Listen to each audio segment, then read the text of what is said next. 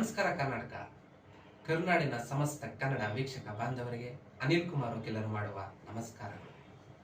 ಬೆಂಗಳೂರಿನಲ್ಲಿ ವಕೀಲ ವೃತ್ತಿಯನ್ನು ಆರಂಭಿಸಿದ ನಾನು ಕಳೆದ 3-4 ವರ್ಷಗಳಿಂದ ಬೆಂಗಳೂರನ್ನು ಒಳಗೊಂಡಂತೆ ಕರ್ನಾಟಕದ ನಾನಾ ಭಾಗಗಳಲ್ಲಿರುವ ವಿವಿಧ ನ್ಯಾಯಾಲಯಗಳಲ್ಲಿ ಅನೇಕ ರೀತಿಯ ಸಿವಿಲ್, ಕ್ರಿಮಿನಲ್, ಕೌಟುಂಬಿಕ ಪ್ರಕರಣಗಳನ್ನು ಅಷ್ಟೇ ಅಲ್ಲದೆ ಇನ್ನೂ ಹಲವಾರು ಬಗೆಯ ಪ್ರಕರಣಗಳನ್ನು ಯಶಸ್ವಿಯಾಗಿ ನಡೆಸಿ ಅನ್ಯಾಯಕ್ಕೊಳಗಾಗಿ ನೊಂದ ಜನರಿಗೆ ನ್ಯಾಯವನ್ನು ಕೊಡಿಸುವ ಪ್ರಾಮಾಣಿಕ ಪ್ರಯತ್ನವನ್ನು ಮಾಡಿದ್ದೇನೆ.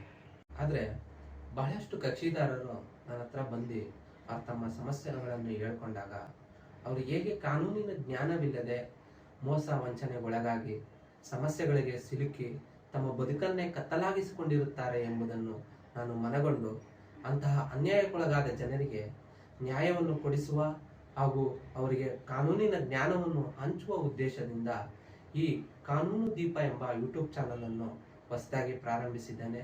ಈ ಚಾನೆಲ್ನ ಮುಖಾಂತರ ನಾನು ಕಾನೂನು ಹಾಗೂ ದೈನಂದಿನ ವ್ಯವಹಾರಗಳಿಗೆ ಸಂಬಂಧಿಸಿದಂತೆ ಕಾನೂನಿನ ಅರಿವು, ನೆರವು ಹಾಗೂ ಜಾಗೃತಿಯನ್ನು ಮೂಡಿಸುವುದು ನನ್ನ ಆಶಯವಾಗಿದೆ. ನನ್ನ ಎಲ್ಲ ವೀಕ್ಷಕರಲ್ಲಿ ಈ ಮೂಲಕ ಕೇಳ್ಕೊಳ್ಳೋದೇನೆಂದರೆ, ಮುಂಬರುವ ನನ್ನೆಲ್ಲ ವಿಡಿಯೋಗಳನ್ನು ವೀಕ್ಷಿಸಿ ಕಾನೂನಿನ ಜ್ಞಾನವನ್ನು ಹೆಚ್ಚಿಸಿಕೊಂಡು ಸಾಧ್ಯವಾದಷ್ಟು ಅನ್ಯಾಯಕ್ಕೆ, ಮೋಸ, ವಂಚನೆಗೆ ಒಳಗಾಗದೆ ಸಮಸ್ಯೆಗಳಿಗೆ ಸಿಲುಕಿಕೊಳ್ಳದೆ ವ್ಯವಹರಿಸಬೇಕು ಹಾಗೂ ಸುಖ ಸಂತೋಷದಿಂದ ಜೀವನವನ್ನು ನಡೆಸಬೇಕೆಂಬುದು ನನ್ನ ಮಹದಾಶೆಯಾಗಿದೆ ಅಂತ ಹೇಳ್ತಾ ಬನ್ನಿ ಇವತ್ತಿನ ವಿಡಿಯೋವನ್ನು ಶುರು ಮಾಡೋಣ. ನೀವೇನಾದರೂ ಜಮೀನು ತಗೋಬೇಕು ಅಂತಿದ್ದೀರಾ ಅಥವಾ ಸೈಟ್ ತಗೋಬೇಕು ಅಂದ್ಕೊಂಡಿದ್ದೀರಾ, ಇಲ್ಲ ಮನೆ ಖರೀದಿ ಮಾಡಬೇಕು ಅಂತ ಯೋಚನೆ ಮಾಡ್ತಿದ್ದೀರಾ? ಹಾಗಾದರೆ ಈ ವಿಡಿಯೋ ನಿಮಗಾಗಿ. ಈ ವಿಡಿಯೋನ ಸ್ಕಿಪ್ ಮಾಡದೆ ಪೂರ್ತಿಯಾಗಿ ನೋಡಿ. ನೀವು ಯಾವುದೇ ಒಂದು ಜಮೀನು, ನಿವೇಶನ ಅಥವಾ ಮನೆ ಕೊಂಡ್ಕೊಳ್ಬೇಕಾದ್ರೆ ಕೆಲವೊಂದು ಮುಖ್ಯವಾದ ದಾಖಲೆಗಳನ್ನು ಕಡ್ಡಾಯವಾಗಿ ಪರಿಶೀಲಿಸಬೇಕಾಗ್ತದೆ. ಅಂತಹ ಮುಖ್ಯವಾದ ದಾಖಲೆಗಳ ಬಗ್ಗೆನೇ ಇವತ್ತಿನ ವಿಡಿಯೋ. ಬನ್ನಿ ಇದರ ಬಗ್ಗೆ ಒಂದೊಂದಾಗಿ ವಿವರವಾಗಿ ತಿಳಿಸ್ಕೊಡ್ತೇನೆ. ನಾವು ಯಾವುದೇ ಒಂದು ಆಸ್ತಿಯನ್ನು ತಗೋಬೇಕು ಅಂದರೆ ಮೊಟ್ಟ ಮೊದಲನೇದಾಗಿ ನೋಡಬೇಕಾದ ಡಾಕ್ಯುಮೆಂಟ್ ಅಂದರೆ ಅದು ಮದರ್ ಡೀಡ್. ಕನ್ನಡದಲ್ಲಿ ಇದನ್ನು ಮೂಲ ಹಕ್ಕುಪತ್ರ ಅಂತ ಕರೀತಾರೆ. ಈ ಮೂಲ ಹಕ್ಕುಪತ್ರ ಅನ್ನೋದು ಆಸ್ತಿ ಮೂಲ ಯಾರ ಹೆಸರಲ್ಲಿತ್ತೋ ಅವರಿಗೆ ಆಸ್ತಿ ಯಾವ ರೀತಿ ಬಂತು, ಸಾಗುವಳಿ ಚಿಟ್ ಮುಖಾಂತರ ಬಂತ ಅಥವಾ ಬಕರ್ ಹುಕುಂ ಮೂಲಕ ಗ್ರಾಂಟ್ ಆಗಿರೋದಾ, ಹೀಗೆ ಪ್ರಾಪರ್ಟಿ ಯಾವ ರೀತಿ ಬಂತು ಅನ್ನೋ ವಿಷಯನೂ ಮದರ್ ಡೀಡ್ ತಿಳಿಸ್ಕೊಡುತ್ತೆ. ಅಷ್ಟೇ ಅಲ್ಲದೆ ಅವರಿಂದ ಆಸ್ತಿ ಯಾವ ರೀತಿ ಬೇರೆಯವರಿಗೆ ಬದಲಾವಣೆ ಆಗಿದೆ ಎಂಬುದನ್ನು ತಿಳಿದುಕೊಳ್ಳಲು ಈ ಮೂಲ ಹಕ್ಕುಪತ್ರ ಸಹಾಯ ಮಾಡುತ್ತೆ. ಅದಾದ ನಂತರ ನಾವು ನೋಡಬೇಕಾದ ಎರಡನೇ ಅತಿ ಮುಖ್ಯ ಡಾಕ್ಯುಮೆಂಟ್ ಅಂದರೆ RTC, ರೆಕಾರ್ಡ್ಸ್ ಆಫ್ ರೈಟ್ಸ್. ಕನ್ನಡದಲ್ಲಿ ಇದನ್ನು ಪಹಣಿ ಅಂತ ಕೂಡ ಕರೀತಾರೆ. ಇದರಲ್ಲಿ ನಾವು ಭೂಮಿಯ ಸ್ವಾಧೀನದಾರರು ಯಾರು, ಅವರೇನಾದರೂ ಆ ಭೂಮಿಯನ್ನು ಬಾಡಿಗೆ ಕೊಟ್ಟಿದ್ದಾರಾ, ಅದರಲ್ಲಿ ವ್ಯವಸಾಯ ಮಾಡುತ್ತಿರುವವರು ಯಾರು, ಆ ಭೂಮಿಯಲ್ಲಿ ಯಾವ ಬೆಳೆಯನ್ನು ಬೆಳೆಯುತ್ತಾರೆ, ಆ ಭೂಮಿಯ ವಿಸ್ತೀರ್ಣ ಎಷ್ಟು, ಇನ್ನು ಹಲವಾರು ವಿಷಯಗಳನ್ನು ಈ RTC ನೋಡುವುದರ ಮೂಲಕ ನಾವು ತಿಳಿದುಕೊಳ್ಬೋದು. ಇನ್ನೊಂದು ಮುಖ್ಯವಾಗಿ ಈ ಆಸ್ತಿಗೆ ಸಂಬಂಧಿಸಿದಂತೆ ಯಾರಾದರೂ ಕೋರ್ಟ್ನಲ್ಲಿ ಕೇಸ್ ಹಾಕಿದರೆ ಅಥವಾ ಬ್ಯಾಂಕಿನಿಂದ ಸಾಲ ಪಡ್ಕೊಂಡಿದ್ರೆ ಅವುಗಳ ಕುರಿತಾದ ಮಾಹಿತಿಗಳನ್ನು ಸಹ ನಾವು ಈ RTC ನೋಡುವುದರ ಮೂಲಕ ತಿಳಿದುಕೊಳ್ಬೋದು. ನೆಕ್ಸ್ಟ್ ನೋಡಬೇಕಾದ ಮತ್ತೊಂದು ಇಂಪಾರ್ಟೆಂಟ್ ದಾಖಲೆ ಅಂದರೆ ಅದು ಮ್ಯೂಟೇಷನ್ ರಿಜಿಸ್ಟರ್. ಶಾರ್ಟ್ ಆಗಿ ಇದನ್ನು MR ಅಂತಲೂ ಕೂಡ ಕರೀತಾರೆ.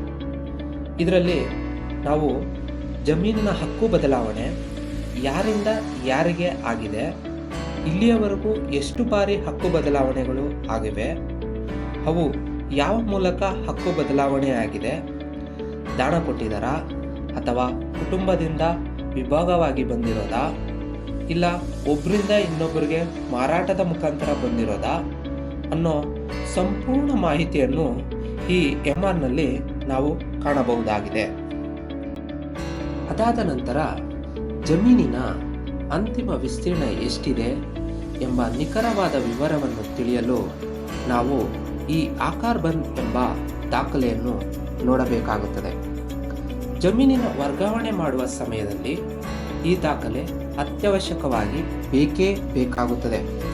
ಏಕೆಂದರೆ ಇದರಲ್ಲಿ ಸರ್ವೆ ನಂಬರು, ಇಸ್ಸಾ ನಂಬರು, ಆಸ್ತಿ ಇರುವಂತಹ ಗ್ರಾಮ, ತಾಲೂಕು ಹಾಗೂ ಆಸ್ತಿಯ ಪೂರ್ಣ ವಿಸ್ತೀರ್ಣದ ವಿವರಗಳನ್ನು ಒಳಗೊಂಡಿರುತ್ತದೆ. ಈ ದಾಖಲೆಗಳನ್ನು ನಾವು ಆನ್ಲೈನ್ ಹಾಗೂ ಆಫ್ಲೈನ್ ಮುಖಾಂತರ ಅರ್ಜಿ ಸಲ್ಲಿಸಿ ನಿಗದಿತ ಶುಲ್ಕವನ್ನು ಪಾವತಿಸಿ ಪಡೆದುಕೊಳ್ಬೋದು. ಆಸ್ತಿ ಖರೀದಿಯ ಸಮಯದಲ್ಲಿ ತಪ್ಪದೇ ಈ ದಾಖಲೆಯನ್ನು ಪರಿಶೀಲಿಸಬೇಕಾಗುತ್ತದೆ. Next document survey sketch. ಈ ಸರ್ವೆ ಸ್ಕೆಚ್ನಲ್ಲಿ ನಾವು ಜಮೀನಿನ ನಕ್ಷೆ ಯಾವ ರೀತಿ ಇದೆ ಎಂಬ ರೇಖಾ ನಕ್ಷೆಯ ಜೊತೆಗೆ ಅಂಕಿ ಸಂಖ್ಯೆ, ಬಂಡಿದಾರಿ, ಕಾಲುದಾರಿ ಮುಂತಾದ ವಿವರಗಳನ್ನು ಕೂಲಂಕುಷವಾಗಿ ಪರಿಶೀಲಿಸಬಹುದು. ನಾವು ಜಮೀನಿನ ವಾಸ್ತವ ಅಳತೆಯನ್ನು ತಿಳಿಯಲು ಸರ್ಕಾರದ ಅಧಿಕೃತ ಭೂಮಾಪಕರಿಂದ ಸರ್ವೆ ಮಾಡಿಸಿ ಸರ್ವೆ ಸ್ಕೆಚ್ ಅನ್ನು ಪಡೆದುಕೊಳ್ಳಬೇಕಾಗುತ್ತದೆ. ಇದಾದ ಮೇಲೆ ನಾವು ನೋಡಬೇಕಾದ ಡಾಕ್ಯುಮೆಂಟ್ ಲೆವೆನಿ ಸ್ಕೆಚ್. ಒಂದು ವೇಳೆ ಜಮೀನೇನಾದರೂ ಉಂಡೆ ಭೂಮಿಯಿಂದ ದಾನ, ವಿಭಾಗ, ಕ್ರಯದ ಮುಖಾಂತರ ಹಲವಾರು ಬಿಡಿ ಭಾಗಗಳಾಗಿ ಹಂಚಿ ಹೋಗಿದ್ರೆ ಆ ಜಮೀನಿನಿಂದ ಪ್ರತ್ಯೇಕಗೊಂಡ ಜಮೀನಿಗೆ ಈ ಲೆವೆನಿ ಸ್ಕೆಚ್ ಮಾಡಿಸಬೇಕಾಗುತ್ತದೆ. ಇದರಿಂದ ಪ್ರತ್ಯೇಕಗೊಂಡ ಜಮೀನಿನ ವಿಸ್ತೀರ್ಣವನ್ನು ನಾವು ನಿಖರವಾಗಿ ಪರಿಶೀಲಿಸಬಹುದು. ನಂತರದಲ್ಲಿ ನೋಡಲೇಬೇಕಾದ ಅತಿ ಮುಖ್ಯವಾದ ಡಾಕ್ಯುಮೆಂಟ್ ಅಂದರೆ ಫ್ಯಾಮಿಲಿ ಟ್ರೀ, ವಂಶವೃಕ್ಷ. ಒಂದು ಕುಟುಂಬದಲ್ಲಿ ಎಷ್ಟು ಜನ ಸದಸ್ಯರಿದ್ದಾರೆ, ಅವರು ಒಬ್ಬರಿಗೊಬ್ಬರು ಸಂಬಂಧದಲ್ಲಿ ಏನಾಗಬೇಕು, ಅವರ ಹೆಸರು, ವಯಸ್ಸು ಎಂಬ ಉಪಯುಕ್ತ ಮಾಹಿತಿಯನ್ನು ತಿಳಿಸಿಕೊಡುವ ದಾಖಲೆಯೇ ಫ್ಯಾಮಿಲಿ ಟ್ರೀ. ಇದು ಆಸ್ತಿಯ ವರ್ಗಾವಣೆ ಸಮಯದಲ್ಲಿ, ಅದರಲ್ಲೂ ಹಿಂದೂ ಅವಿಭಕ್ತ ಕುಟುಂಬ ಅಥವಾ ಪಿತ್ರಾರ್ಜಿತ ಆಸ್ತಿಯಿಂದ ಬಂದಂತಹ ಆಸ್ತಿಯ ವರ್ಗಾವಣೆ ಸಂದರ್ಭಗಳಲ್ಲಿ ಬಹು ಮುಖ್ಯವಾದ ಪಾತ್ರವನ್ನು ವಹಿಸುತ್ತದೆ. ಕೆಲವು ಸಂದರ್ಭಗಳಲ್ಲಿ ಮೈನರ್ ಹಕ್ಕುಗಳು ಅಂದರೆ 18 ವರ್ಷ ಕೆಳಪಟ್ಟ ಕುಟುಂಬ ಸದಸ್ಯರಿರುವ ಸಂದರ್ಭದಲ್ಲಿ ಅವರ ಪೋಷಕರ ಸಹಿಯನ್ನು ಪಡೆಯುವುದರ ಜೊತೆಗೆ ಆ ಮೈನರ್ ಸದಸ್ಯರ ಸಹಿಗಳನ್ನು ಪಡೆದುಕೊಳ್ಳುವುದು ಅತಿ ಮುಖ್ಯವಾಗಿರುತ್ತದೆ. ಇಲ್ಲವಾದರೆ ಮುಂದೆ ಆ ಮೈನರ್ ಹಕ್ಕುದಾರರು ಕೋರ್ಟ್ನಲ್ಲಿ ಕೇಸ್ ಹಾಕುವ ಮೂಲಕ ತಮ್ಮ ಹಕ್ಕನ್ನು ಮರುಸ್ಥಾಪಿಸುವ ಕೆಲಸವನ್ನು ಮಾಡುತ್ತಾರೆ. ಆದುದರಿಂದ ಯಾವುದೇ ಒಂದು ಆಸ್ತಿಯನ್ನು ಖರೀದಿ ಮಾಡುವಾಗ ಬಹಳ ಜಾಗರೂಕರಾಗಿ ಫ್ಯಾಮಿಲಿ ಟ್ರೀಯನ್ನು ಪರಿಶೀಲಿಸಬೇಕಾಗುತ್ತದೆ.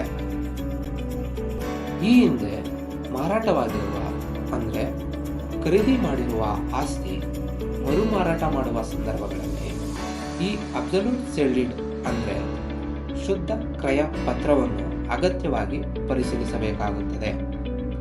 ಇದರಲ್ಲಿ ನಾವು ಇಂದಿನ ಖರೀದಿದಾರರು ಆಸ್ತಿಯನ್ನು ಯಾವಾಗ, ಎಷ್ಟು ಹಣಕ್ಕೆ ಖರೀದಿಸಿದ್ರು, ಅವರ ಮಾರಾಟಕ್ಕೆ ಸಂಬಂಧಿಸಿದ ಷರತ್ತುಗಳೇನು, ಏನೆಲ್ಲ ನಿಬಂಧನೆಗಳಿರುವು ಎಂಬುದರ ಕುರಿತು ಸಂಪೂರ್ಣ ವಿವರ ಈ ಶುದ್ಧ ಕ್ರಯ ಪತ್ರವನ್ನು ಪರಿಶೀಲಿಸುವ ಮೂಲಕ ತಿಳಿಯಬಹುದಾಗಿದೆ. ಇನ್ನೊಂದು ಮುಖ್ಯವಾದ ದಾಖಲೆಗಳಲ್ಲಿ ಒಂದಾಗಿರುವುದು ಇಸಿ, ಕನ್ನಡದಲ್ಲಿ ಋಣಭಾರ ಪ್ರಮಾಣ ಪತ್ರ ಅಂತ ಕೂಡ ಕರೀತಾರೆ. ಈ ಇಸಿಯಿಂದ ಆಸ್ತಿ ಪ್ರಸ್ತುತ ಯಾರ ಹೆಸರಲ್ಲಿದೆ, ಈ ಹಿಂದೆ ಆಸ್ತಿ ಯಾರ್ಯಾರ ಹೆಸರಲ್ಲಿತ್ತು, ಯಾವ ರೀತಿ ಈ ಹಕ್ಕು ಬದಲಾವಣೆಗಳಾಗಿವೆ, ಆಸ್ತಿಗೆ ಸಂಬಂಧಿಸಿದಂತೆ ಏನಾದರೂ ಬ್ಯಾಂಕ್ನಲ್ಲಿ ಅಥವಾ ಇನ್ನಿತರ ಯಾವುದೇ ಸಂಘ ಸಂಸ್ಥೆಗಳಲ್ಲಿ ಅಡಮಾನವಿಟ್ಟು ಸಾಲ ಏನಾದರೂ ಪಡ್ಕೊಂಡಿದ್ದೆ ಅಥವಾ ಯಾರಿಗಾದರೂ ಕ್ರಯದ ಮುಂಗಡ ಕರಾರು ಪತ್ರ ಏನಾದರೂ ಮಾಡಲಾಗಿದೆಯೇ ಎಂಬ ಹಲವಾರು ವ್ಯವಹಾರಗಳಿಗೆ ಸಂಬಂಧಪಟ್ಟ ಸಂಪೂರ್ಣ ದಾಖಲೆಗಳನ್ನು ನಾವು ಈ ಇಸಿಯನ್ನು ಪರಿಶೀಲಿಸುವ ಮೂಲಕ ತಿಳಿದುಕೊಳ್ಳಬಹುದು. ಯಾವುದೇ ಒಂದು ಆಸ್ತಿಯನ್ನು ಖರೀದಿಸುವ ಮುನ್ನ ನಾವು ನೋಡಲೇಬೇಕಾದ ಅತಿ ಮುಖ್ಯವಾದ ದಾಖಲೆಗಳಲ್ಲಿ ಖಾತಾ ಪ್ರಮಾಣ ಪತ್ರವು ಒಂದಾಗಿದೆ. ಈ ಖಾತಾ ಪ್ರಮಾಣ ಪತ್ರವೆಂಬುದು ಸ್ಥಳೀಯ ಪ್ರಾಧಿಕಾರ ನೀಡುವ ಅಧಿಕೃತ ದಾಖಲೆಯಾಗಿದ್ದು, ಇದು ಆಸ್ತಿಯ ಮಾಲೀಕತ್ವ ಅಂದರೆ ಪ್ರಸ್ತುತ ಆಸ್ತಿ ಯಾರ ಹೆಸರಲ್ಲಿದೆ ಎಂಬುದನ್ನು ಮೌಲ್ಯೀಕರಿಸುವುದಲ್ಲದೆ, ಇದು ಆಸ್ತಿ ತೆರಿಗೆ, ನೋಂದಣಿ ಮತ್ತು ಹೊಣೆಗಾರಿಕೆಗೆ ಸಂಬಂಧಿಸಿದ ಹಲವಾರು ಅಂಶಗಳನ್ನು ಒಳಗೊಂಡಿರುತ್ತದೆ. ಹಾಗಾಗಿ ಆಸ್ತಿ ಖರೀದಿಸುವ ಸಮಯದಲ್ಲಿ ಖಾತಾ ಪ್ರಮಾಣ ಪತ್ರದ ಪರಿಶೀಲನೆಯನ್ನು ಕಡ್ಡಾಯವಾಗಿ ಮಾಡಬೇಕಾಗುತ್ತದೆ. ಕೆಲವೊಮ್ಮೆ ಆಸ್ತಿಯ ಮಾಲೀಕರು ತಮ್ಮ ಆಸ್ತಿಯನ್ನು ಬೇರೆಯವರಿಗೆ ಗೇಣಿ ಅಂದರೆ ಬಾಡಿಗೆಗೆ ನೀಡಿರ್ತಾರೆ. ಅಂತಹ ಸಂದರ್ಭಗಳಲ್ಲಿ ಆಸ್ತಿಯನ್ನು ಖರೀದಿಸುವಾಗ ಬಹಳ ಎಚ್ಚರಿಕೆಯಿಂದ ಖರೀದಿಸಬೇಕು. ಸದರಿ ಆಸ್ತಿಯನ್ನು ಬೇರೆ ಯಾರಿಗೂ ಬಾಡಿಗೆಗೆ ನೀಡಿಲ್ಲ ಎಂದು ದೃಢೀಕರಣವನ್ನು ನೀಡುವ ದಾಖಲೆಯೇ ಗೇಣಿ ರಹಿತ ದೃಢೀಕರಣ ಪ್ರಮಾಣ ಪತ್ರ ಅಂದರೆ ನೋ ಟೆನೆನ್ಸಿ ಸರ್ಟಿಫಿಕೇಟ್. ಈ ದಾಖಲೆಯನ್ನು ಪರಿಶೀಲಿಸಿ ಆಸ್ತಿಯು ಯಾವುದೇ ರೀತಿಯ ಗೇಣಿ ಅಥವಾ ಬಾಡಿಗೆಗೆ ಒಳಪಟ್ಟಿಲ್ಲ ಎಂದು ಖಚಿತಪಡಿಸಿಕೊಂಡ ನಂತರವೇ ಆಸ್ತಿ ಖರೀದಿಗೆ ಮುಂದಾಗಬೇಕು. ಪಿಟಿಸಿಎಲ್ ಪ್ರಮಾಣ ಪತ್ರ ಇದನ್ನು ಆಸ್ತಿಯ ಮಾಲೀಕರ ವಿರುದ್ಧ, ಅದರಲ್ಲೂ ವಿಶೇಷವಾಗಿ SC/STಗಳಿಗೆ ಈ ಭೂಮಿಯನ್ನು ಮಂಜೂರು ಮಾಡಿದ ಸಂದರ್ಭಗಳಲ್ಲಿ ಅದರ ವರ್ಗಾವಣೆಗೆ ಸಂಬಂಧಿಸಿದಂತೆ ಯಾವುದೇ ಕಾನೂನು ಕ್ರಮ ಬಾಕಿ ಉಳಿದಿಲ್ಲ ಎಂದು ದೃಢೀಕರಿಸುವ ಅಧಿಕೃತ ದಾಖಲೆ ಪತ್ರವೇ ಪಿಟಿಸಿಎಲ್ ಪ್ರಮಾಣ ಪತ್ರ. ಇದನ್ನು ಆ ಜಿಲ್ಲಾ ತಾಲೂಕಿನ ತಹಸೀಲ್ದಾರರು ಅಥವಾ ಸಹಾಯಕ ಆಯುಕ್ತರು ವಿತರಿಸುತ್ತಾರೆ. ಆದುದರಿಂದ ಆಸ್ತಿ ಖರೀದಿಯ ವೇಳೆ ಈ ಪಿಟಿಸಿಎಲ್ ದಾಖಲೆಯನ್ನು ಸಹ ಬಹಳ ಮುಖ್ಯವಾಗಿ ಗಮನಿಸಬೇಕಾಗುತ್ತದೆ. ನಂತರ ಸೈಟ್ಗಳ ಖರೀದಿಯ ಸಂದರ್ಭಗಳಲ್ಲಿ ನೋಡಲೇಬೇಕಾದಂತಹ ಡಾಕ್ಯುಮೆಂಟ್ಗಳಲ್ಲಿ ಅತಿ ಮುಖ್ಯವಾದದ್ದು DC ಕನ್ವರ್ಷನ್ ಆರ್ಡರ್. ಇದು ನೀವು ಯಾವುದೇ ಒಂದು ಕೃಷಿ ಭೂಮಿಯನ್ನು ಕೃಷಿಯೇತರ ಭೂಮಿಯನ್ನಾಗಿ ಅಂದರೆ ಲೆವೆಟ್ಗಳನ್ನು ನಿರ್ಮಿಸಿ ಸೈಟ್ಗಳಾಗಿ ಬದಲಾಯಿಸುವ ಸಂದರ್ಭಗಳಲ್ಲಿ ಅಥವಾ ಫ್ಯಾಕ್ಟ್ರಿ, ಇಂಡಸ್ಟ್ರಿಗಳ ನಿರ್ಮಾಣ ಮಾಡುವಂತಹ ಸಂದರ್ಭಗಳಲ್ಲಿ ಆಯಾ ಜಿಲ್ಲೆಯ ಜಿಲ್ಲಾಧಿಕಾರಿಗಳ ಕಾರ್ಯಾಲಯದಿಂದ ಪಡೆದುಕೊಳ್ಳುವ ಅಧಿಕೃತ ಜ್ಞಾಪನ ಪತ್ರವೇ DC ಕನ್ವರ್ಷನ್ ಆರ್ಡರ್. ಹಾಗಾಗಿ ಆಸ್ತಿ ಖರೀದಿಸುವ ವೇಳೆ ಈ ದಾಖಲೆಯ ಪರಿಶೀಲನೆ ಮಾಡಲೇಬೇಕಾಗುತ್ತದೆ. ನಂತರದಲ್ಲಿ ಸೈಟ್ಗಳನ್ನು ಖರೀದಿಸಬೇಕು ಅಂದ್ಕೊಂಡಿರೋರು, ಅದರಲ್ಲೂ ರೆವಿನ್ಯೂ ಸೈಟ್ಗಳನ್ನೇ ಖರೀದಿಸುವವರು ಬಹಳ ಎಚ್ಚರಿಕೆಯಿಂದ ಪರಿಶೀಲಿಸಬೇಕಾದ ದಾಖಲೆ ಅಂದರೆ ಅದು ಲೆವೆಟ್ ಪ್ಲಾನ್ ಅಪ್ರೂವಲ್. ಬಹಳಷ್ಟು ಜನ ಬಿಲ್ಡರ್ಸ್, ಡೆವಲಪರ್ಸ್ಗಳು ಕೃಷಿ ಜಮೀನನ್ನು ಖರೀದಿಸಿ ಅವುಗಳಲ್ಲಿ ಸೈಟ್ಗಳ ನಿರ್ಮಾಣ ಮಾಡಿ ಮಾರಾಟ ಮಾಡ್ತಾರೆ. ಆದರೆ ಕೆಲವರು ಆ ಲೆವೆಟನ್ನು ಪ್ಲಾನ್ನ ಕಾನೂನಿನ ಪ್ರಕಾರ ವ್ಯವಸ್ಥಿತವಾಗಿ ಮಾಡಿರುವುದಿಲ್ಲ. ಆ ಲೆವೆಟ್ ವ್ಯವಸ್ಥಿತವಾಗಿ ರೂಪುಗೊಂಡಿದೆಯೇ ಇಲ್ಲವೇ ಎಂಬುದನ್ನು ದೃಢೀಕರಿಸಲು ಸಂಬಂಧಪಟ್ಟ ಪ್ರಾಧಿಕಾರದಿಂದ ಲೆವೆಟ್ ಪ್ಲಾನ್ ಅನ್ನು ಅಪ್ರೂವಲ್ ಮಾಡಿಸಬೇಕಾಗ್ತದೆ. ಆದ್ದರಿಂದ ತಾವು ಖರೀದಿಸುವ ಸೈಟ್ನ ಲೆವೆಟ್ ಪ್ಲಾನ್ ಅಪ್ರೂವಲ್ ಆಗಿದೆಯೇ ಇಲ್ಲವೇ ಎಂಬುದನ್ನು ಪರಿಶೀಲಿಸುವುದು ಬಹಳ ಮುಖ್ಯ. ಈ ಲೇಔಟ್ಗಳನ್ನು ನಿರ್ಮಿಸುವ ಸಂದರ್ಭದಲ್ಲಿ ಬಿಲ್ಡರ್ಸ್ ಅಂಡ್ ಡೆವಲಪರ್ಸ್ಗಳು ಹಲವಾರು ಪ್ರಾಧಿಕಾರಗಳಿಂದ ಕೆಲವೊಂದು NOCಗಳನ್ನು ಪಡೆದುಕೊಳ್ಳಬೇಕಾಗ್ತದೆ. ಮೊದಲನೇದಾಗಿ ವಿಶೇಷ ಭೂ ಸ್ವಾಧೀನ ಪ್ರಾಧಿಕಾರದಿಂದ ಈ ಲೆವೆಟನ್ನು ನಿರ್ಮಿಸುವ ಭೂಮಿಯಲ್ಲಿ ಯಾವುದೇ ರೀತಿಯ ಗೌರ್ಮೆಂಟ್ ಪ್ರಾಜೆಕ್ಟ್ಗಳು ಅಂದರೆ ಸರ್ಕಾರಿ ಶಾಲೆ, ಆಸ್ಪತ್ರೆ, ರಸ್ತೆ, ಏರ್ಪೋರ್ಟ್ನಂತಹ ಯಾವುದೇ ಯೋಜನೆಗಳು ಬರುವುದಿಲ್ಲವೆಂದು ನೀಡುವ ದೃಢೀಕರಣವನ್ನು ಪರಿಶೀಲಿಸಬೇಕು. ಎರಡನೇದಾಗಿ KIADB ಅಂದರೆ Karnataka industrial area development board. ಈ ಪ್ರಾಧಿಕಾರಕ್ಕೆ ತಾವು ಖರೀದಿಸುವ ಆಸ್ತಿಯು ಒಳಪಟ್ಟಿಲ್ಲ ಎಂಬ ಹಾಗೂ ಇಲ್ಲಿ ಯಾವುದೇ ಇಂಡಸ್ಟ್ರಿಗಳ ನಿರ್ಮಾಣವಾಗುವುದಿಲ್ಲ ಎಂಬ ದೃಢೀಕರಣವನ್ನು ಪರಿಶೀಲಿಸಬೇಕು. ಮೂರನೇದಾಗಿ ಬೆಸ್ಕಾಂನವರು ಈ ಲೆವೆಟ್ಗೆ ವಿದ್ಯುತ್ ಸಂಪರ್ಕವನ್ನು ನೀಡಲು ಯಾವುದೇ ಆಕ್ಷೇಪಣೆಗಳು, ಅಭ್ಯಂತರಗಳು ಇಲ್ಲ ಎಂದು ದೃಢೀಕರಿಸುವ ದಾಖಲೆಯನ್ನು ಮತ್ತು ಗ್ರಾಮ ಪಂಚಾಯತಿಯವರು ಇಲ್ಲಿ ಸೈಟ್ ಖರೀದಿಸಿದರೆ ಖಾತಾ ವರ್ಗಾವಣೆ ಮಾಡಿಕೊಡಲಾಗುತ್ತದೆಯೇ ಇಲ್ಲವೇ ಹಾಗೂ ಅಲ್ಲಿ ರಸ್ತೆ, ವಿದ್ಯುತ್, ನೀರು, ಒಳಚರಂಡಿಯಂತಹ ಗ್ರಾಮ ಪಂಚಾಯಿತಿಯಿಂದ ಸಿಗುವಂತಹ ಮೂಲಭೂತ ಸೌಕರ್ಯಗಳನ್ನು ಒದಗಿಸಲಾಗುತ್ತದೆಯೇ ಇಲ್ಲವೇ ಎಂಬುದನ್ನು ದೃಢೀಕರಿಸಿಕೊಳ್ಳಲು ಗ್ರಾಮ ಪಂಚಾಯಿತಿಯಿಂದ ವಿತರಿಸುವ ದೃಢೀಕರಣವನ್ನು ಸಹ ನಾವು ಪರಿಶೀಲಿಸಬೇಕಾಗುತ್ತದೆ.